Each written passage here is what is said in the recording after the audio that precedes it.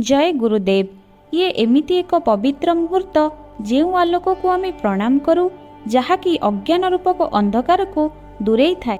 महर्षि महेश जोगी जे दुनिया को दिव्य ज्ञान देते से ज्ञान तांकर आध्यात्मिक गुरु परम पूज्य स्वामी ब्रह्मानंद सरस्वती ज्योतिर्मठर शंकराचार्य आशीर्वाद प्राप्त होता। गुरुदेव केवल शिक्षक नथिले, से थिले एक संपूर्ण जागृत आत्मा, नीरव भाव में आत्मज्ञानर अवस्थित शुद्ध चेतनार प्रतिष्ठित।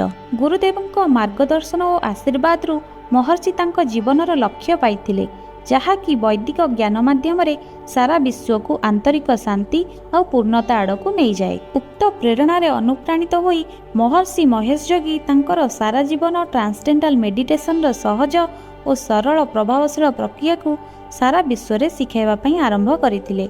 यह एमिति एक विधि जहाँ कोटि कोटि लोकों जीवन में स्थिरता, स्पष्टता और आनंदर अनुभव कराई थाए।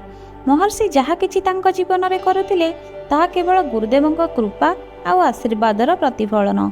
ये एमिति एक परंपरा जहाँ भावातीत सत्तारू उत्पन्न होई चेतनारू चेतना को बोही जाई थाए।